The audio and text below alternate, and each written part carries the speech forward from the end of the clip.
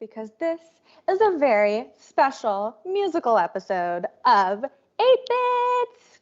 Hello, Brandon. I'm here. Hello. I'm Chloe Condon, of course, your hostess with the mostest, and I'm here with my co-host, Brandon Minnick, as always. How's it been going, Brandon?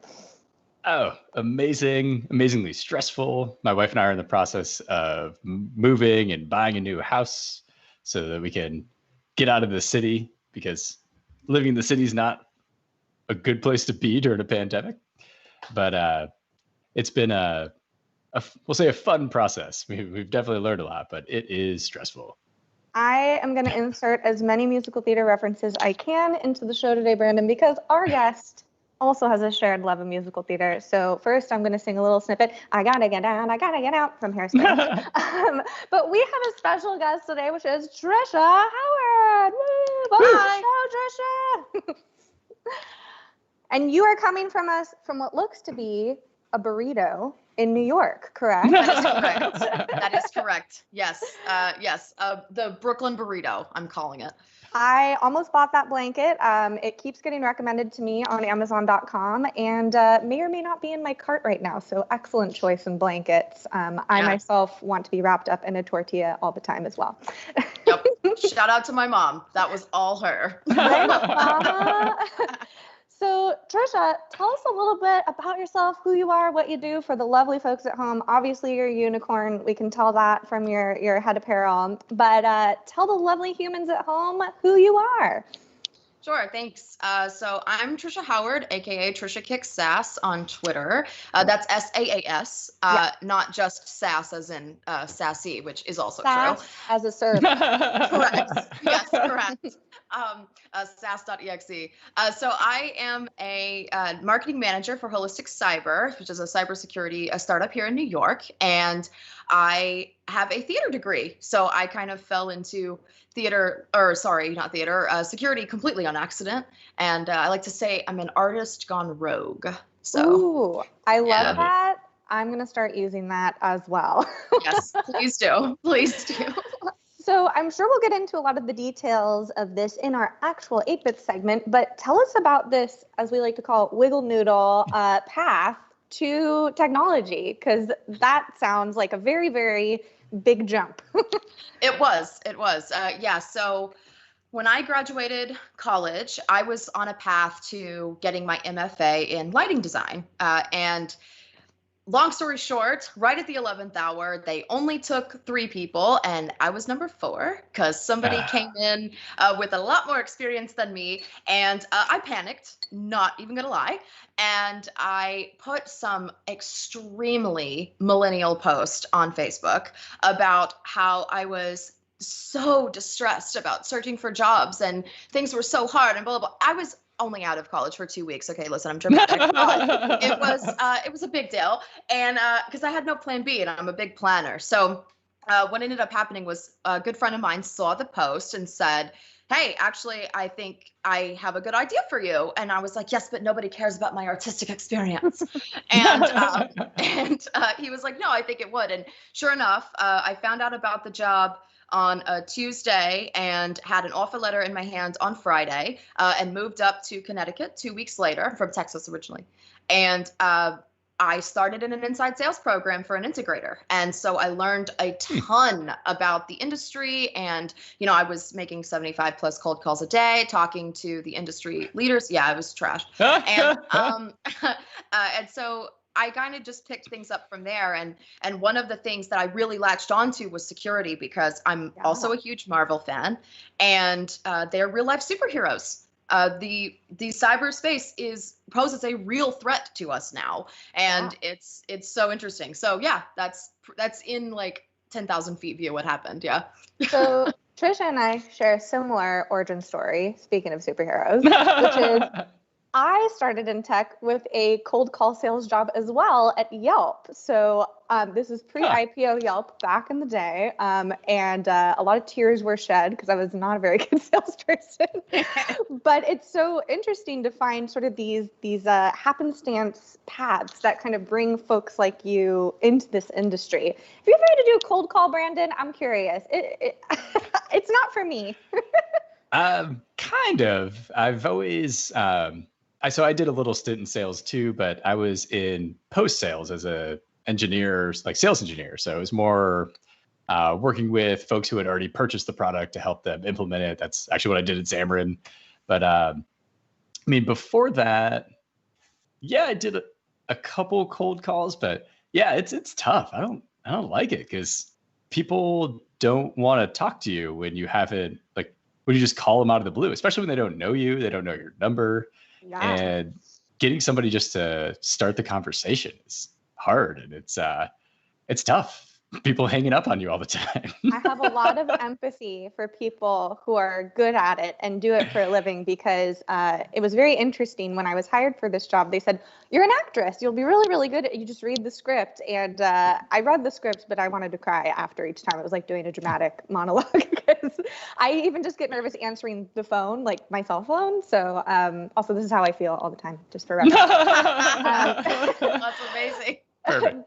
But yeah, so the way that I discovered you, Tricia, and we'll get into this a little bit later because I want to plug this for everyone to watch because it is so, so funny, are these dramatic readings of sales emails that you've been doing. So tell us a little bit how this started and how this kind of content came to be. Sure. Yeah. Thanks. I'm glad that they are being received well. So it was, of course, quarantine has made us all kind of nutso, and my dog and I have our relationship has really gotten stronger during this. We do argue more, but it's fine. So I get a lot of cold sales interactions, both on LinkedIn and via email, because they see manager in my title and it's instantly, right? So, so I, for a time, when I would like be going through my emails or whatever, if I was like writing something or whatever, because I do a lot of content all for my day job as well. And I would get these emails and I would read them dramatically to my dog. And it was really funny because audience. Oh, yes, of course. And so I tweeted it out as a joke, like, man, the highlight of my quarantine has been dramatically reading these sales emails to Darth. And Darth. I had so many people. Yeah, Darth. And so I got a bunch of people responding and say like, videos or it didn't happen, or I want to hear this, blah, blah, blah. And I was like, okay, whatever. So I did the first one, and it's so bad. Like, it's really irritating me now when I go back and watch it, because I just did it on my phone and it blew up. And I was like, oh, okay, people actually like these. So yeah, so that's how it turned into what it is today. I also do like an explainer video a couple of days later, because I do come from a sales background, and what I would have killed for something like that whenever I was in sales, like, why are my emails not good? And so I actually it's like 10 minutes, so it's pretty long, but break down each, like, my acting choice. I break down what was good, what was bad, or not bad, but what could be improved, and all that kind of stuff. So that way, that made me feel a little bit better about like ragging on these people. You know what I mean? Because it's a tough gig. It's an educational experience. Those breakdowns are great. I was just watching one. I think it was your most recent one, where you said, you're like, why was this email bad? You're like, well, would you ever introduce yourself like that to somebody in person?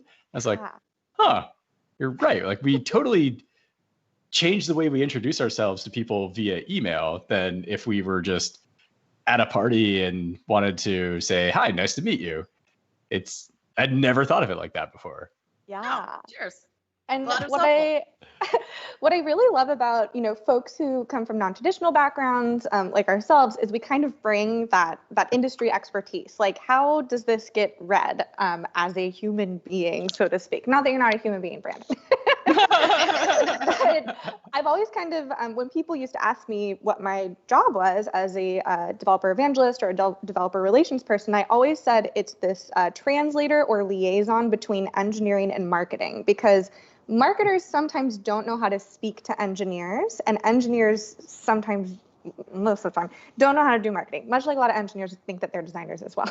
But that's a whole other story. But I think it's been really fascinating, because I am more drawn to companies that speak more like humans. In particular, the last company I worked at, Sentry, one of the reasons that I decided to interview there was the copy on their website. I won't say it because it's got a cuss word in it, but It said, your bleep is broken. Let us help you fix it. And I was like, this is how a developer talks. Like, this is how people actually interact. So what I love about these breakdowns that you do is you're not just out here trolling these people, sending these bad emails. You're actually breaking down, like, why is this bad? How could this have been done better? And also they're just really funny because sales emails can be pretty funny sometimes.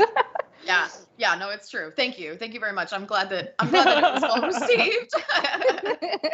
Yeah, I've noticed a new trend where you don't get the initial email, but the first email you receive from this person says it's like a reply, and then even in the body, it's like, here's the email I sent you earlier, but it's like, I know you never sent me this email, so they're following up. Yep. In the cold outreach. It's like, this is strange. Like, this makes me like you less. Yeah, it's a nasty sales. There's a couple of them. I got one today that made me laugh really hard. They'd spelled their title, like their title, wrong.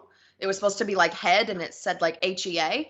And I'm like, okay, so either you don't know how to proofread, or this is I'm in security, so I'm cynical, or this is a phishing attempt to get me to try and respond to you so that your rates go up. And then you can go to your manager and say, yeah, I got 300 responses because these people are nice wanting to fix it. No, we see right through it, mate.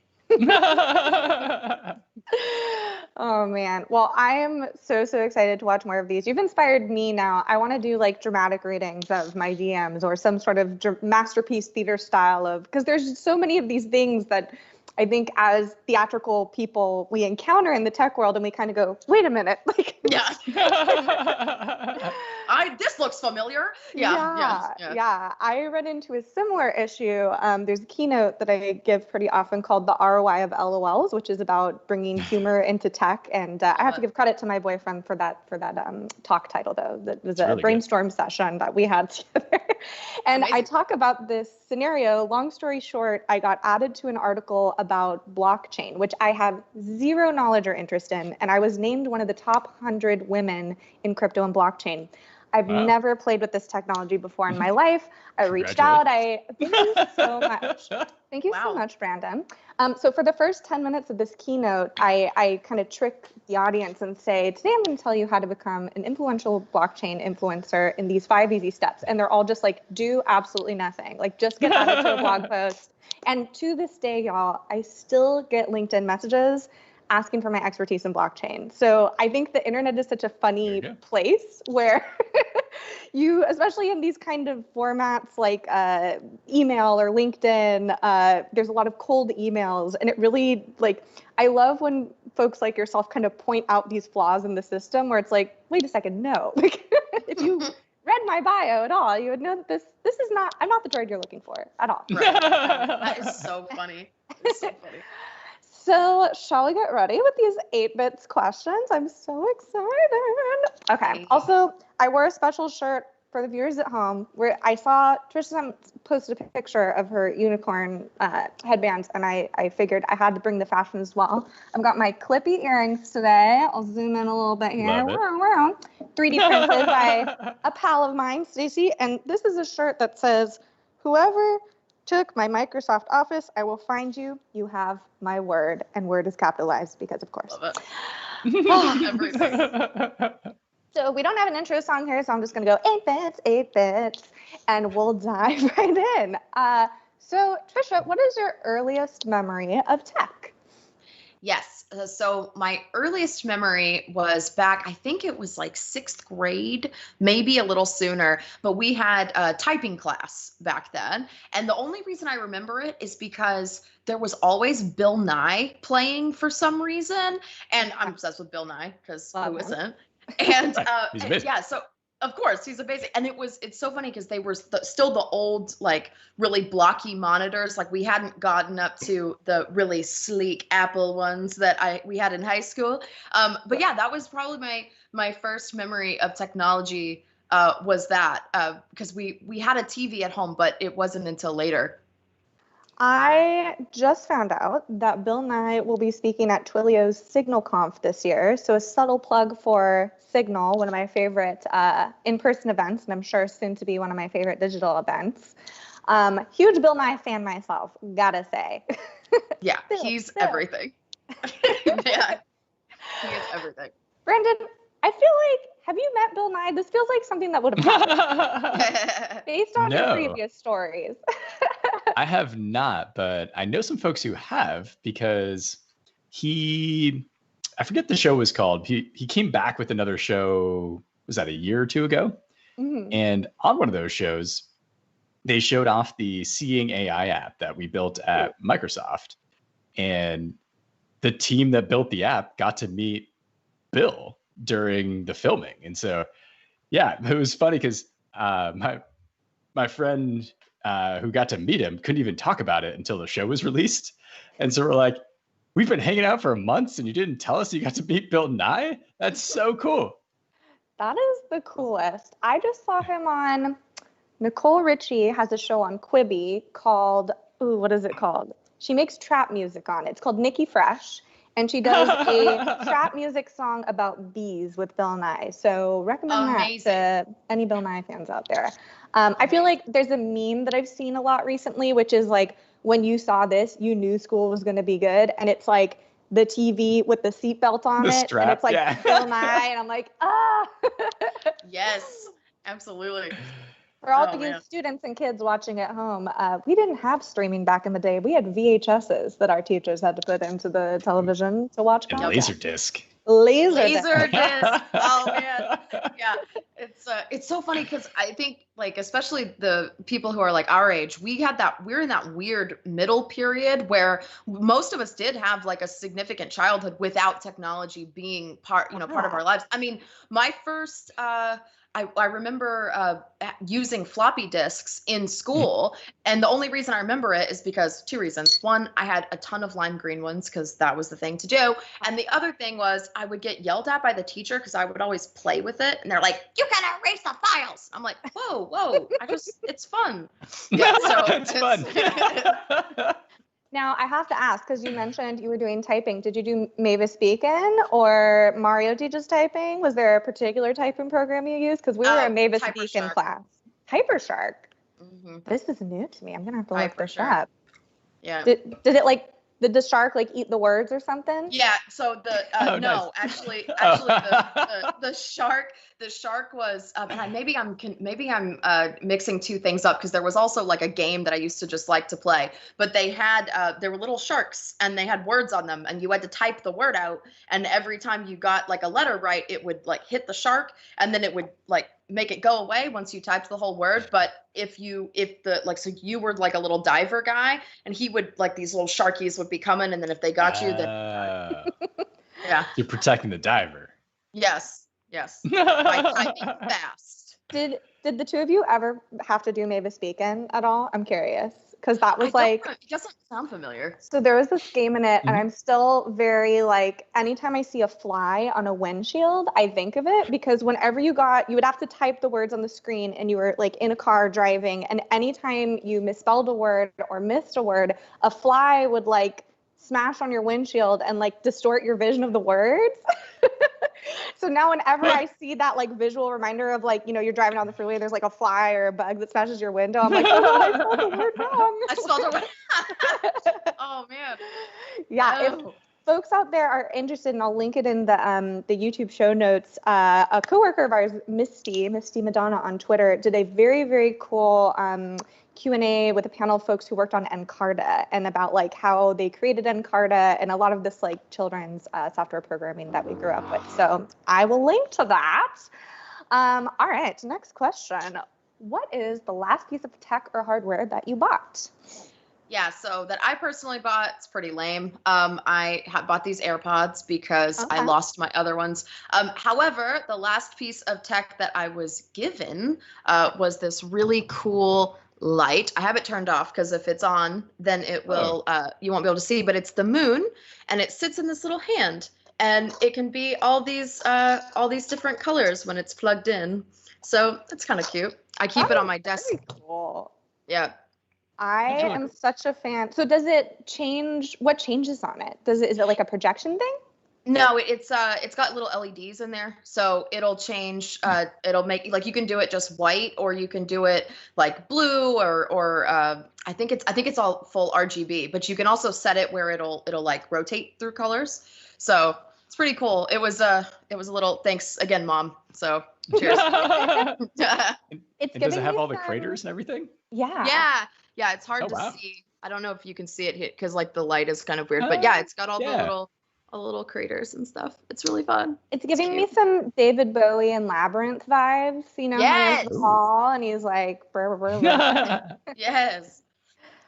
All for that. I was just looking this up on Twitter, but my friend Charlene, formerly Uber, currently Google, just built a clock that I'll link in the show notes, and it's inspired by Animal Crossing that uses Adafruit and CircuitPython, and it's a non-traditional clock. There's no like numbers or letters, or well, there's letters on a clock, but it lights up to different things to kind of represent the passage of time, because she's felt that in quarantine, like time isn't really a thing. And Cool. she posted the tutorial for it online, so I will make sure to link to that. Maybe we'll have her on the show, because that's a really freaking cool project. Ah. Have you bought any new technology, Brandon, since last Thursday? Oh, Any new home things? I'm sure we're going to have a lot of new reports on new home items. We're working on buying a house, but I don't think that counts. No, we've been just kind of keeping the budget tight because of that. Because yeah, if we've learned anything, it's you just expect the unexpected. So it's like, oh yeah, we need to make this repair. Like, oh, by the way, you need a new roof, and here's a landscaping person, and here's your termite and pest control person. It's like, oh my gosh. Well, Right. I'm pleased to announce that I'm finally going to purchase those Microsoft earbuds that I've had my eyes on, because I lost another earbud, probably my fourth or fifth earbud, in this home during quarantine. And if you notice, my hair is a little bit more orange, and I got a little bit of orange dye on my earbud today. So maybe I'll have some new tech to report on next week. Look forward to hearing about that robot butler, Brandon, in your new home. So our next question is, what technology do you love? Okay, so I went back and forth on this like really hard, but I will say that the technology that I love is virtual reality, because #nerd alert. No, so it's I fell in love with VR because I went to this conference here when I first moved to New York at Sotheby's, and it was called The Art of VR. And it was all these artists who use virtual reality as their medium. And it was so crazy. I actually ended up, have y'all seen the movie, What Dreams May Come? No. No. Okay. I don't think so, no. It's my favorite Robin Williams movie.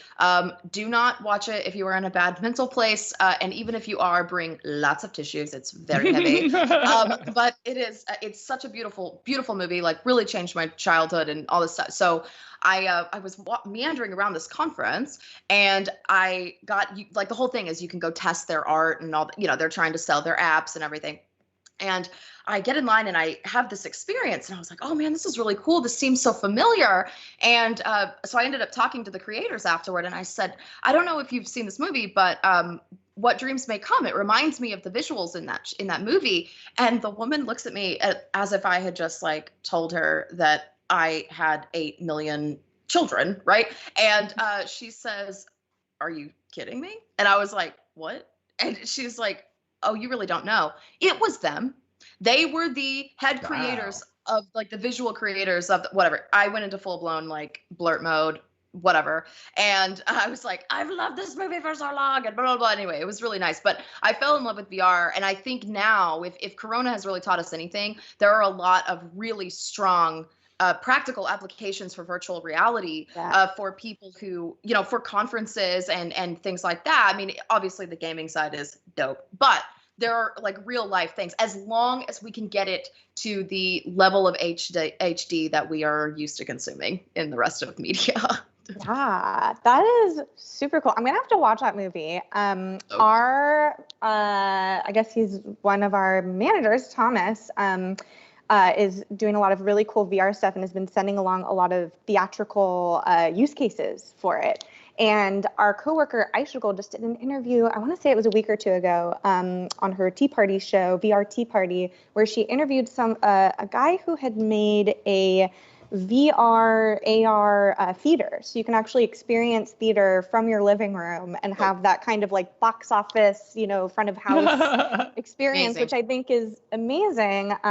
My grandma lives in Tucson and has never been able to come, and I mean, I'm not doing any shows nowadays, but see me in a show in the Bay Area. And I'm like, what a cool world we live in, that soon someone in, Ohio can watch a community theater production in like, Cupertino.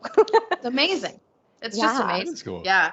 I just heard of something, it's not VR, but kind of similar, where there was a theater show that obviously got, we'll say, shut down or canceled because of the virus, and they turned it into an audio only. So they kind of revamped it, added, tweaked the dialogue a little bit, added kind of a narrator, and still did the entire show with the original cast. It was just all Amazing audio. So Like, cool. what a cool idea. Yeah. Ooh, I'm in a virtual play right now, actually. Ooh, tell us more. Yeah.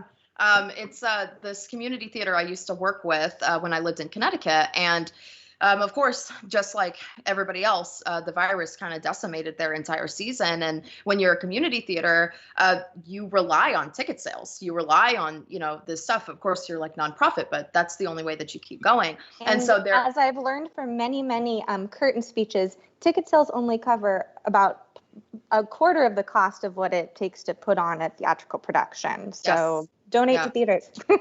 No, seriously. It's very expensive. Honestly, sometimes the ticket sales don't even cover the publishing rights. So it's very expensive to put theater on.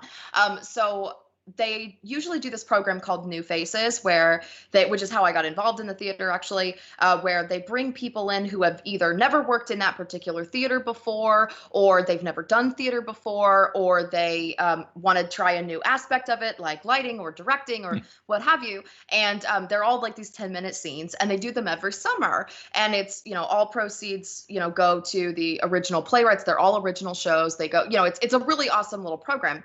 Well, with all this happening, they couldn't do it. So they were testing out the theory, like, oh, let's see if we can do this. And so most, from what I've seen, most virtual plays have been more like staged readings types, like they still have their script up and, they're not off book and stuff.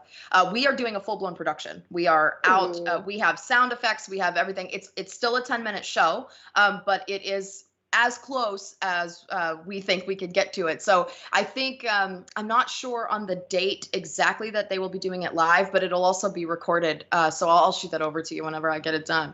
Yes, please. Cool. I just discovered a show, which I'm really excited. I got some secret sneak peek videos of, that is called, let's see, A Killer Party. And it is a murder mystery musical series that's going to start streaming today on the 5th. And it has Alex Newell from Glee, Jeremy Jordan, one of my favorite Broadway performers, Carolee Camello, Christina Albato. And it's a musical, like, whodunit murder mystery thing that I am so stoked to. I'm just really, really excited to see how theater and a lot of these live experiences are adapting to the current, like, social climate. Voss Events has been doing they just did a live drag show, either maybe one in LA and one in New York, where it's basically a drive-in and they're able to project on screens, kind of the zoom in like a Beyonce concert almost, and then the drag queens are safely socially distanced on stage. So it'll be a really interesting time to see how tech, like, I think in the past, really the only use cases, obviously there's technical theater, lighting, sound, all of that fun stuff.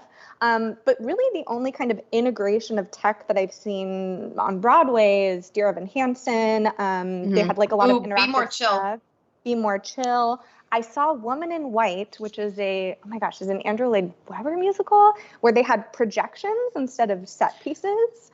Oh, nice. Yeah. So it's been interesting to see how we do this with streaming, because as the three of us know, streaming can be fickle and fun. So the beauty of live theater, instead of cell phones interrupting while you're singing a ballad on stage, now it'll be your Zoom or Teams connection. Or somebody Zoom bombs you. Yeah. Someone just asked, is there a link to check out this performance? We will link them in the show notes for sure. So come on back to the video afterwards and we will share that. Alrighty. Next question we have is, what technology do you hate? Yeah, I want to say this was probably the hardest question for me because I think most aspects of technology, like my initial gut reaction was deepfakes, but honestly, they're kind of fun. I mean, there's the scary element about it, but like it's also really kind of funny to watch Steve Buscemi's face on Scarlett Johansson. Let's be real, it's very funny. So that was my initial answer, but the one technology that I genuinely cannot get behind in any way, shape, or form is stalkerware. I think it is disgusting. I think it is, it's being touted as a good way to keep tabs on your children and all this kind of stuff. But the reality is it's used a lot by abusers and other, literally it's a stalkerware. It's so scary. Yeah. So bad. And as someone who works in security, and maybe for some of the folks who are tuning in who aren't super familiar with it, can you give us the TLDR of kind of what this does and how it infiltrates your information, so to speak? Yeah, sure. So it's mostly for mobile, or although there are some that have desktop versions.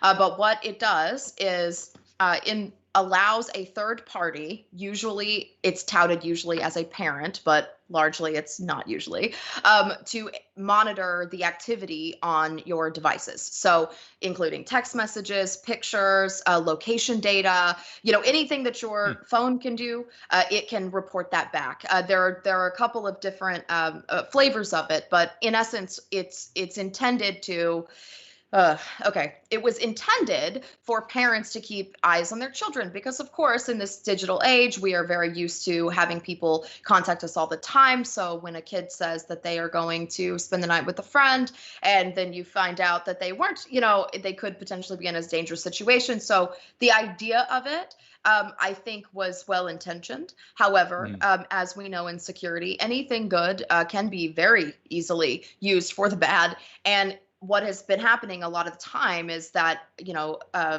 significant others or exes or things can actually access these files, and sometimes, most of the time, without the knowledge and definitely not consent of the person that is being monitored. And it's it's really scary and hairy. Some of it I'm not entirely sure how it's legal, but the way that they've marketed it is, keep tabs on your children. My question or my response to that is, I don't have kids. I don't have any plans to, but so I'm not going to tell you how to raise them, but go watch the episode Archangel on Black Mirror and then tell me how great stalkerware is. Yes. So such a good, scary episode that becomes more real every day. So, Tricia, how for everybody watching at home that's now terrified, like I am right now, that somebody might have installed this on my device. How do I go about checking that on my phone right now? Good question. So there would have to be an. Basically, you start with nothing, like you're a settler in the Stone Age and you learn new technologies and you build your civilizations, and then there's all sorts of different ways to win it. Like you can either choose this domination victory where you use your armies to battle and beat the other civilizations, or you can do the science victory where you're the first one to go to another planet. And so it's basically like this world building game that has all these different variables you have to keep track of, because you might be going for the science victory, but another player might be going for the culture victory, and they don't really intersect at all. But you have to be aware that maybe they're about to win, even though you are way more advanced in science. They now have more culture and they chose to go that route. But cool. It's a beautiful game. It's not easy to get into. It's one of those you definitely want to play on easy mode a couple times to just figure out the rules. But I found it's one of those that like just consumes you, and like I can go into this game and just get lost for hours. I call it amazing. I call it time traveling. That's what I used to do when I would get on planes and we would have these long overseas flights that were, say, 8 hours. I would just flip on the Civilization 6 game on my iPhone and start going. And it's like, oh, we're here. Meanwhile, I'm lining my Animal Crossing island with toilets that open up as you walk by them. So a little less cerebral in my simulation. That's amazing. Alrighty, and our ad hoc question. So Tricia, if folks are not familiar with theater world, as well versed as the two of us are with our theater degrees, there's a concept called in theater called a dream role. Now, a dream role is something like you're it's like having a dream job, right? Like, what role would you want to play on Broadway or a cruise ship or whatever it may be? Do you have a dream role, Tricia? I do. I do. I have two, actually. So one of them is Mrs. Thénardier on from Les Mis. I love that role. Master I think of the house. yes. For all those Oh my Seinfeld gosh. fans out there. Yeah, no, it's such a fun role too. I think it was one of the aspects of the movie that I liked was Helena Bonham Carter's portrayal of her. I thought that was so interesting because she isn't usually portrayed that way. But anyway, that's one of them. But if I had just a dream world, I would do a gender swapped version of The Producers. Okay. And I would be playing Max Bialystock because that role would be so fun to play. And Max is the Nathan Lane character, right? Yes. Sorry. Yeah. And for those who have seen the movie, it's Gene Wilder? No, the other one. No, it's the other one. Yeah. Not Zero Mostel. Zero Mostel? Oh my gosh. I'm losing at musical theater trivia right now. I can't remember, but yeah, it's not Gene Wilder. I think Gene plays Matthew Broderick's role in the newer one, which is Bloom. But yeah, Bloom would be fun too because he has that whole he has one of the best songs in the show, which is "I Want to Be a Producer." I mean, that's just like such an amazing song. But I don't know, Bialystock is just such this crazy. Or I'd want to play the director in that show because that role is so hilarious. Roger Elizabeth Debris, like it's just so funny. Anytime that I did a show that had a lip into the orchestra pit, I used to sit on the edge of the stage and go, "Who, me?" One of Mel Brooks, such a lovely human being. I'm very excited to watch his documentary that he did recently. What about you, Brandon? You have a dream role? I can answer it while you think of one. Well, so I was thinking about it as Tricia was answering, and I think it's in the spirit of the question, but in real life, one of the reasons why we're moving is my wife and I have this dream of one day kind of having a bed and breakfast where we can use that to just meet people, help people, and we can kind of get away from, I guess, what we call the rat race, right? We wouldn't have to work full time. We could maybe do part-time work, but kind of full-time focus on this. And this is kind of our first step. So the house we bought has a separate 1-bed, 1-bath cottage. And this is kind of the first step towards our dream, but also in the same way that we can do it because we've never done it before. And sometimes when you try something for the first time, you realize like, oh, this is a pain. Like there's no way I want to do this for the rest of my life. So it's kind of this cool way where we can get into this dream job or this idea of a dream job that we have, try it out and see if we enjoy it. And if we do, yeah, it would be amazing. We can kind of settle down a little bit. We could not have to worry and stress out so much about our 9-to-5 jobs and kind of just hang out, meet cool people, and enjoy our bed and breakfast. And Tricia and I will write the musical version of it. It's going to be called Bees B&B. Love it. So I think it'll come as a surprise to no one that my dream role is Elle Woods in Legally Blonde the musical, except I want to do a new version where she's a computer scientist, obviously. Oh, yeah. But truthfully, and I guess this is like technically gender swapped, but not really. So Peter Pan, the musical, typically Peter Pan is played by a woman. And I have always been that person who's wanted to fly on stage. That's like one thing I didn't get to cross off my bucket list. So I was that kid at Girl Scout camp when we went rock climbing where I was like, just like pull the rope and like let me fly. So I've got to figure out some way to fly. It's ironic though, because I'm not really into like bungee jumping or anything. I just want to be lifted on a stage. So maybe Wicked. A controlled environment. I will also link this in the show notes because it is one of my favorite YouTube bloopers. There is, so of course, flying comes with its comedy and tragedy, and there is a NPR episode that dives deep into this, but there's a blooper of a community theater high school production of Peter Pan where the flying goes wrong.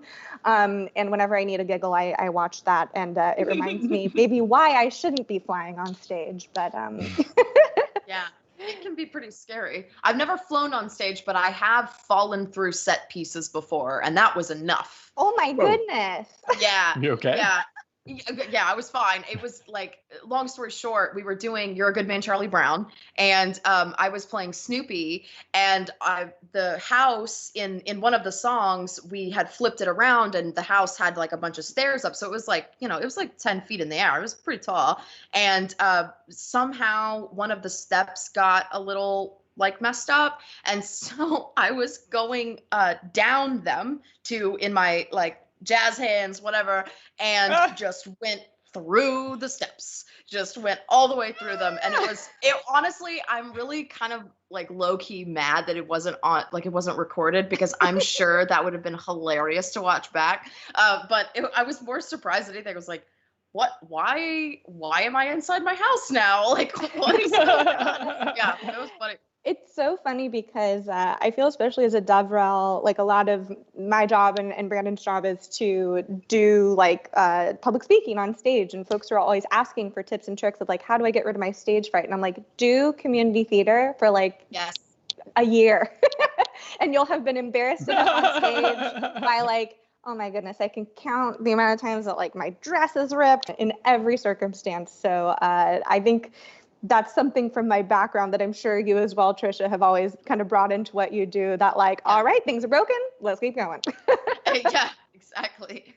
Yeah, I had improv to that list too. That's kind of where I learned that it's not just okay to fail, it's good to fail.